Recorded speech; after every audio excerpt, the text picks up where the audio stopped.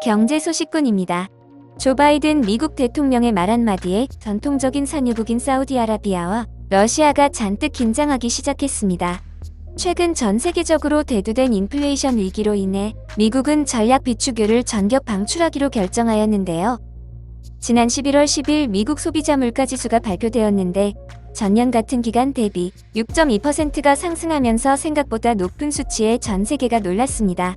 이러한 수치는 무려 31년 만에 최대 상승폭인데 그 주요한 원인 중 하나가 바로 국제유가의 급격한 상승 때문인데요.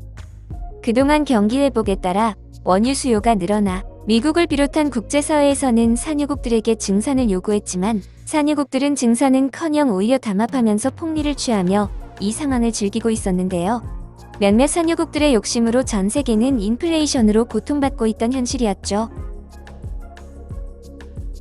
친환경 탄소 제로 시대가 본격적으로 열리면서 이들 산유국들은 기름을 팔면서 부를 축적하던 시대가 이제는 끝나가고 있다는 것을 공통적으로 느끼고 있었습니다.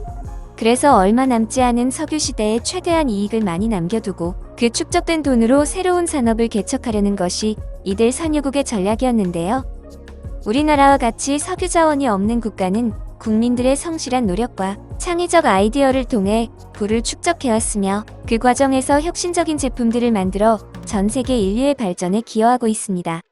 하지만 이들 산유국들은 밀실 협상으로 원유 생산량을 조절하면서 자신들의 이익만을 극대화하려 할 뿐이죠. 미국은 이를 보고만 있을 수 없었으며 결국 비장의 카드인 전략 비축유를 방출하기로 결정합니다. 바이든 대통령은 시간이 걸리겠지만 곧 기름값이 떨어지는 것을 보게 될 것이라며 반드시 친환경 에너지로의 전환을 통해 석유에 대한 의존도를 줄일 것을 강조하였습니다. 미국은 우리나라를 비롯한 중국, 일본, 인도, 영국 등의 비축유 방출을 요구했으며 6개 국가 모두 비축유 방출에 동의한 상황입니다. 이와 같은 결정에 사우디와 러시아는 증산을 일시 중단까지 하겠다며 힘겨루기에 나서는 모습인데요. 서서히 증산하려고 하는 움직임을 일단 중지하겠다는 입장이죠. 미국이 주도한 비축유 방출 움직임에 맞불 작전을 놓는 것입니다. 지난 7월 오펙과 러시아는 팬데믹으로 급감했던 생산량을 다시 늘리기로 합의했습니다. 하루 40만 배럴씩 증산하고 최종적으로는 팬데믹 이전 수준까지 생산량을 늘리기로 한 것이었죠. 하지만 국제 석유값이 계속 고공행진을 하자 미국은 추가 증산을 요구했지만 러시아를 비롯한 산유국들은 이를 거절합니다. 많이 파는 것보다 비싸게 파는 것이 더 중요하다는 입장입니다.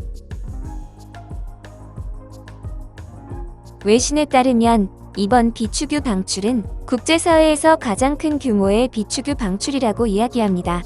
그러면서 비축유 방출에도 불구하고 산유국들이 계속 힘겨루기를 하게 된다면 다른 국제 파트너들과 더 많은 행동에 나설 것임을 예고하였죠.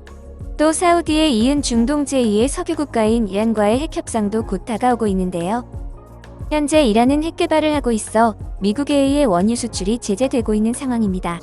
이런 상황에서 이란의 석유 장관은 제재가 끝나면 원유 시장에 안정을 기할 수 있다고 울음장을 피고 있는데요.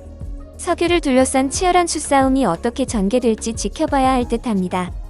산유국들이 이제는 그 이기심을 조금 버리고 국제사회에 기여하길 기원합니다.